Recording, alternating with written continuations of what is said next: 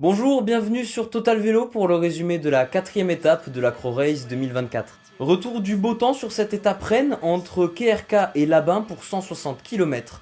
Tout le monde a le regard fixé vers le Poquelon, sommet hors catégorie situé après 104 km de course. Mais la dernière boucle autour de Labin sur un parcours accidenté va encourager les mouvements de course. On a du beau monde dans l'échappée avec Andreas Leknesund d'Uno X, Robert Stannard de Bahrain Merida, Tim Marsman de Metec Solarwatt, Ryan Mullen pour Red Bull Bora Hansgrohe et Hugo Aznar de Kern Pharma. Dès le pied du peloton, Leknesund accélère et fait craquer Tim Marsman et Ryan Mullen. Les fuyards sont contrôlés par UAE Team Emirates. Robert Stannard passe au sommet du Poquelon et revient sur les pas de Van der Toek pour le port du maillot vert. Après une longue hésitation, Hugo Aznar se relève pour attendre ses coéquipiers de la Kern Pharma. Il se met alors au travail devant la UAE Team Emirates. Après une lutte inégale, le duo de baroudeurs composé de Leknesund et Stannard est repris à 23 km du but.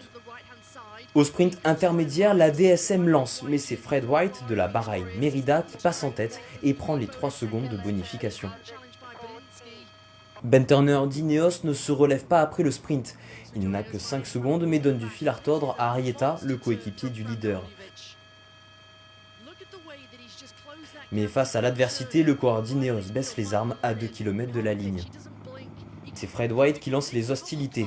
L'ascension est longue, c'est même son coéquipier Zambanini qui remonte White, mais c'est Tobias Lund Andresen qui déborde sur la droite et lève les bras sur cette étape Rennes. Le maillot blanc peut remercier ses coéquipiers de la DSM qui lui ont permis de revenir après le Poquelon. Andresen s'impose donc devant Zambanini et Eiking.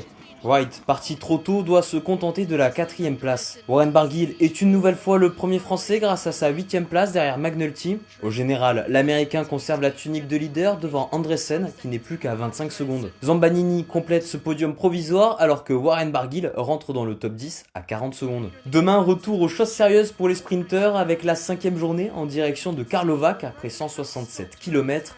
Vu les écarts resserrés, les sprints intermédiaires devraient intéresser les leaders à la recherche de bonification pour grappiller des places. Pour toute l'actualité cyclisme, rendez-vous sur notre site Total Vélo et nos différents réseaux sociaux. Et nous, on se donne rendez-vous demain pour un nouveau résumé.